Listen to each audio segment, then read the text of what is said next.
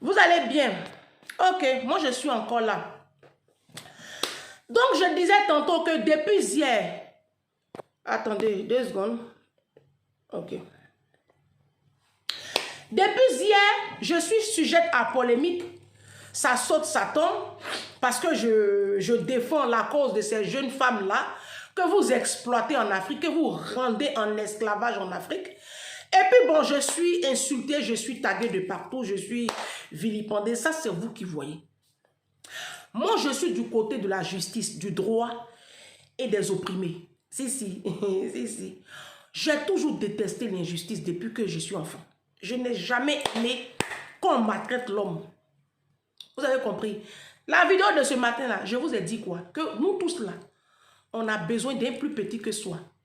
Nous tous, on a besoin d'un plus petit que soi. Il y a une de mes mind people sur YouTube qui m'a écrit, elle dit, mais Ange, moi je n'arrive pas à vous comprendre, même vous, l'Afrique de l'Ouest là. Pourquoi, comment vous appelez les gens même servantes? Chez nous, au Cameroun ici, là, même au Gabon, en Centrafrique, on ne les appelle pas servantes, on les appelle aides de maison. Il a dit, il faut laisser. L'Afrique de l'Ouest, il y a un démon particulier qui règne sur, qui a assujetti l'Afrique de l'Ouest. Il faut laisser. Ce n'est pas normal que vous traitiez autant avec mépris vos aides de maison. Ce n'est pas normal. Alors, vous trouvez qu'elles sont nulles.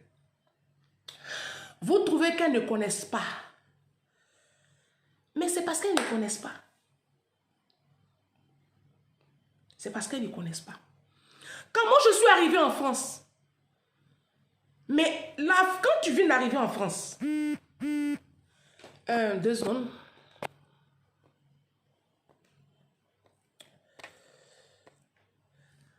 Quand tu viens d'arriver en France, mais et tu commences à faire la garde d'enfants, mais c'est le jour et la nuit. Mon premier boulot, quand j'arrivais en France, j'avais quoi? J'avais 27 ans. C'était à Boulogne-Billancourt, chez un homme très riche, très huppé. Ah là, on est à Boulogne. Très riche. Sa femme était une héritière. Ils avaient 2 enfants, Antoine et puis Raphaël. Mais j'ai fait tourner mon cerveau pour garder mon travail. J'ai été intelligente, sinon je ne maîtrisais rien. Mon travail consistait à faire le ménage, faire le repassage, nettoyer les baies vitrées. Ils ont de grandes baies vitrées comme ça. Et puis, sortir les enfants et les garder les mercredis toute la journée, les accompagner à leurs activités. Mais les codes même de la garde d'enfants, parce que la garde d'enfants requiert des codes que moi je n'avais pas. J'ai appris sur le tas. C'est chez eux, j'ai découvert un micro-ondes. Ils m'ont juste montré comment ça fonctionne. Là, on est en 2008. Donc, je mets le plat, je le réchauffe. Alors, ce monsieur-là était très maniaque. Je pense que c'est avec lui-même que ma maniaque là même, ça débordait. Moi, il a dit, je suis propre. Mais lui, il a fini ça. Donc, même quand tu chauffes le micro-ondes, il ne veut même pas voir une petite éclaboussure quelque part. Ça ne me dérangeait pas. Mais quand il me fait des reproches, le monsieur, il savait que je venais d'arriver. Vous savez, les blancs, c'est des psychologues, ils ne sont pas bêtes. Il savait que, parce qu'il y a des choses que je ne maîtrisais pas, mais ils m'ont appris. Et puis, ils sont patients. Ils sont patients. Donc, ils m'apprennent. Non, Ange, c'est pas comme ça qu'on le fait. Ça, on le fait comme ça. D'accord? Même les enfants, ils m'apprenaient les choses. Généralement, les jeunes filles que vous employez là, mais elles viennent en Afrique même, qui a éducation là-bas. Tout le monde est sauvage en Afrique. C'est juste le niveau, c'est tout. Même vous-même là. C'est même groupe. C'est que c'est le niveau quoi, c'est tout. Donc si toi tu as un peu un niveau en haut, que tu peux tirer l'autre. Hein? Moi, quand je travaille chez les blancs là, ils m'expliquaient. Vous savez, nous en Afrique, on cuisine beaucoup avec l'huile. Et nous, on ne sait pas le dosage d'huile et le sel et le poivre. Sel, on mange beaucoup salé. Donc quand je cuisinais pour les enfants, j'avais cette tendance-là à cuisiner avec beaucoup plus de sel. Un jour, ma patronne arrive, elle dit non, juste une pincée comme ça. Elle m'a montré comment on faisait les quiches. Nous, à Korogo, on faisait les quiches avec notre maman, mais ce n'était pas vraiment la vraie recette. Donc elle me montrait, j'ai appris la cuisine française là, sur le tas. Et comme moi, je suis intelligente, c'est là que j'ai commencé à me familiariser au livre. Parce que quand je suis arrivée chez ce premier patron-là, il avait une grande bibliothèque qui touchait le plafond. Il y a échelle, même on monte sur échelle. Je lui ai demandé un jour, vous avez lu tout ça? Il dit pratiquement tous. J'ai dit, on peut lire ça? Il dit oui. Et c'est là que j'ai commencé à m'intéresser aux livres de cuisine. Puisque je cuisine pour les enfants, il faut qu'ils mangent. Les enfants ne sont pas gros, hein, comme pour nous là.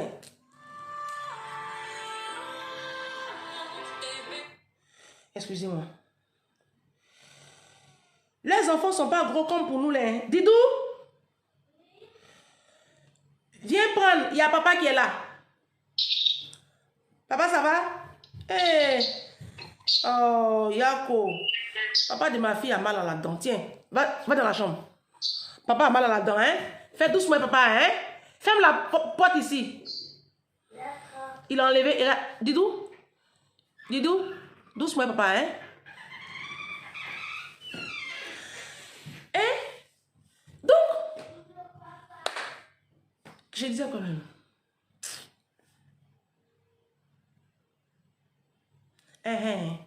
Donc, le monsieur là, il m'apprenait les choses un peu. J'ai appris sur le tas. J'ai appris sur le tas. Les devoirs, par contre, pour les faire les devoirs, comme j'ai le niveau, ça va.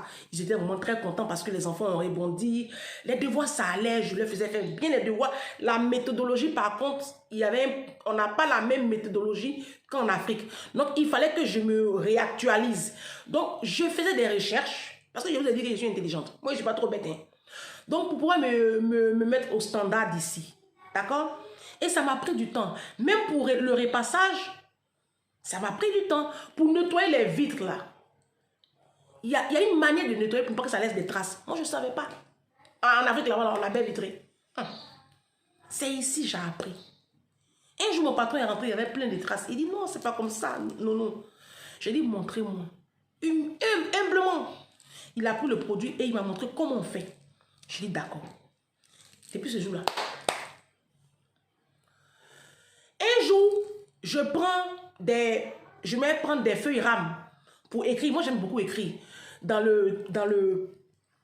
le dressing, il y a un dressing où on range les affaires des enfants, les boîtes. Chaque enfant a sa chambre. Donc, je vais dans la chambre de Raphaël. Elle avait 6 ans à l'époque. 7 ans. 6 ans. Elle était en CP. Donc, je prends une feuille. Je tire une feuille.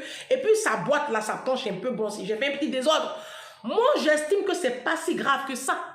La petite est venue me faire des remontrances. Non. Elle dit, non, tu as touché à mes affaires. Elle dit, oui, j'ai pris une feuille pour noter des trucs. Elle dit, il n'y a pas de problème, mais est-ce que tu pourrais éventuellement, enfin les blancs, quand tu finis de toucher à mes affaires, les laisser telles que tu les as trouvées. Bim, j'ai capté la leçon. Elle a dit poliment. Et j'ai capté la leçon. Donc, quand une jeune fille vient travailler chez toi, tu as tes règles à la maison. Tu as juste à le lui expliquer. Au début, ce ne sera pas facile. Et à chaque fois, elles vont reprendre les mêmes erreurs. Pourquoi? Parce qu'à la base même, là, les filles que vous prenez chez vous, là, elles n'ont pas d'éducation. Quand je vous dis que les Africains n'ont pas d'éducation, vous dites que je mens, que vous êtes éduqués. Non. L'éducation requiert plein de codes que nous n'avons pas. Nous, en Afrique, on nous élève comme du bétail. Non, mon Didou? Ça va? Tu peux parler, ça va? Oui. Ok. Donc, en Afrique, là, l'éducation, on n'a pas d'éducation. Il n'y a pas d'éducation. Donc, quand tu prends quelqu'un chez toi, c'est difficile. C'est pas la peine de crier sur la personne, d'insulter la personne, d'humilier la personne. Oh, tu es trop bête. Oh, idiote. Oh, c'est ce que vous faites. Et ce sont des personnes, généralement, qui ont pratiquement votre âge. Si tu as une jeune fille de 32 ans, de 33 ans, de 40 ans, tu prends une jeune dame de 30 ans, c'est pas ta fille à 30 ans, c'est comme une petite soeur. Mais c'est blessant d'être chaque fois comme ça humilié. Vous les insultez souvent devant les jeunes enfants. Et vos enfants même là ne respectent pas ces filles-là parce que vous ne les respectez pas. Les enfants copient les parents. Oui, Les enfants copient les parents. Je vais vous faire une anecdote. Quand j'étais en Côte d'Ivoire, il y a une de mes tatas en Côte d'Ivoire.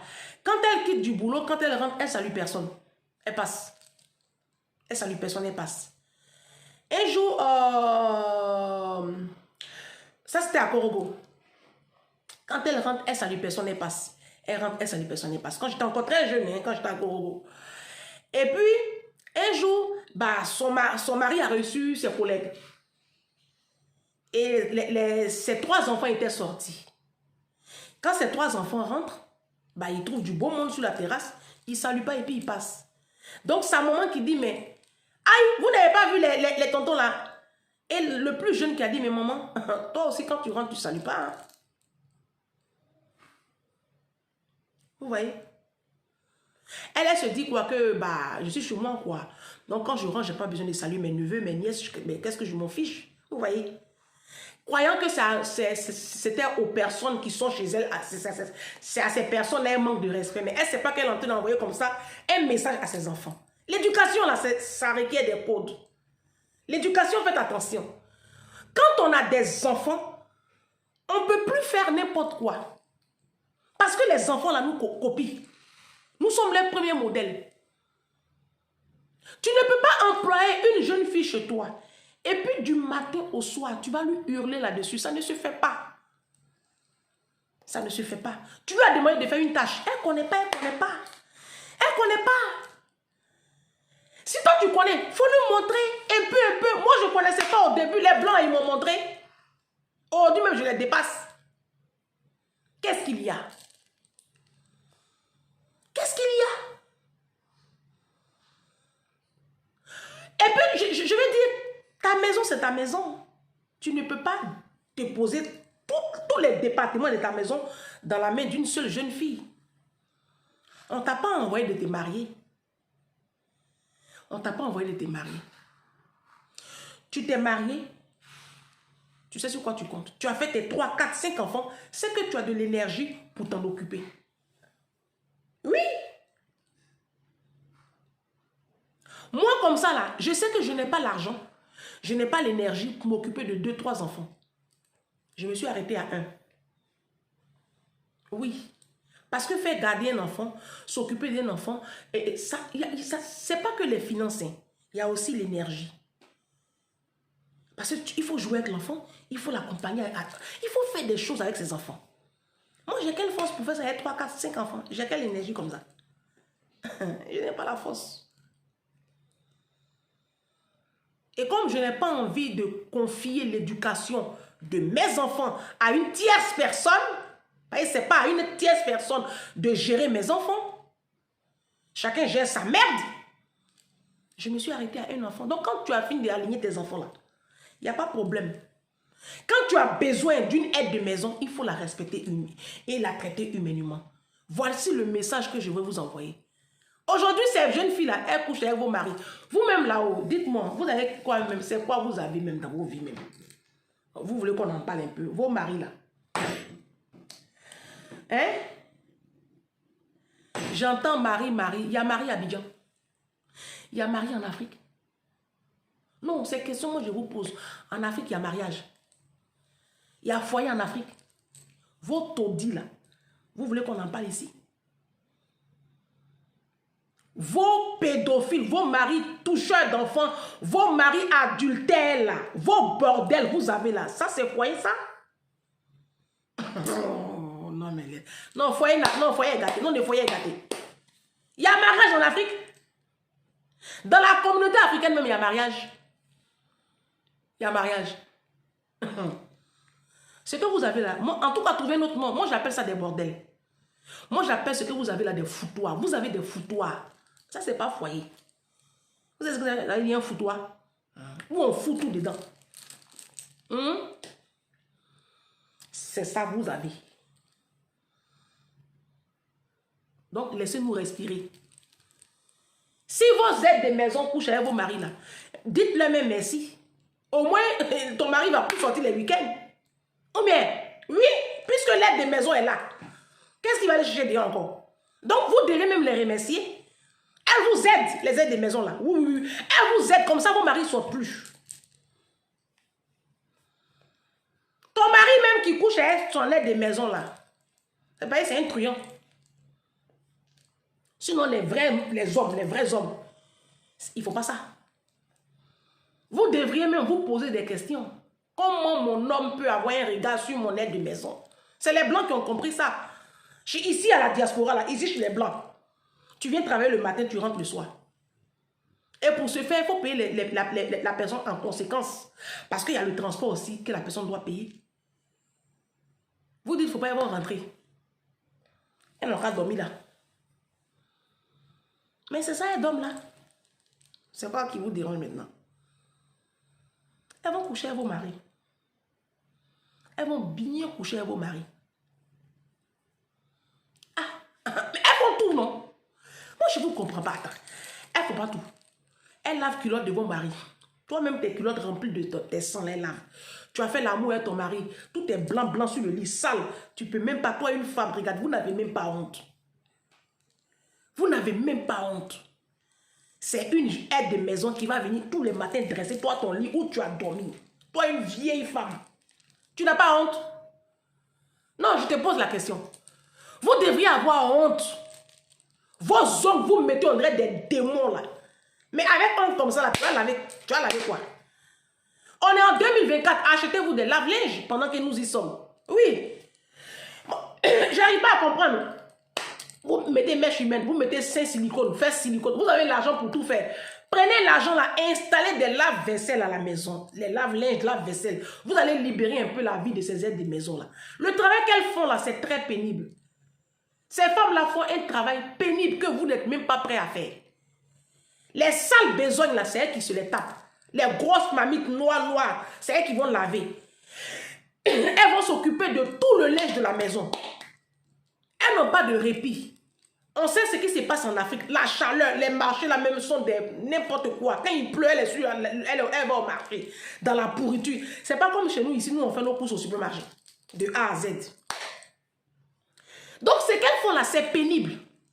La moindre des choses là, c'est de les traiter humainement. C'est tout ce que vous pouvez leur offrir. Parce que vous refusez de les payer convenablement. Mais même ça encore, vous êtes incapable de le faire. Et vous allez venir vous arrêter là. Pour dire que toi, Ange, tu dis quoi même?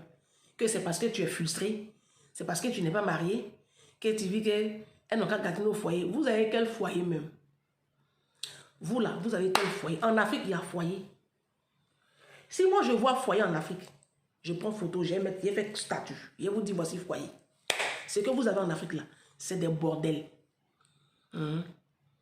Vos maris qui sortent et puis qui rentrent quand ils veulent là, on appelle ça foyer bordel. Vos maris qui font enfant dehors et puis c'est le jour des funérailles, vous apprenez là. Mais tu as envie, mais puis l'enfant vient passer les vacances chez toi là. Moi j'appelle ça foyer bordel. Tu connais même la chisa de ton mari. Elle t'appelle même pour te dire. Donc, ne nous emmerdez pas, s'il vous plaît, d'accord? Vous n'avez pas de foyer en Afrique. Vous avez des bordels, des taudis et des foutoirs, d'accord? Donc, ces jeunes filles-là, comme vous avez besoin d'elles, essayez de les traiter humainement. Parce que la rébellion, elle a commencé là. Et vous avez déjà dit, vous allez apprécier. Et oui. Quand tu craches en l'air là, il faut t'attendre à recevoir des gouttes de salive au visage. C'est ça que vous êtes en train de recevoir là. Vous êtes fâché pourquoi? Asseyez-vous. L'autre level là encore arrive.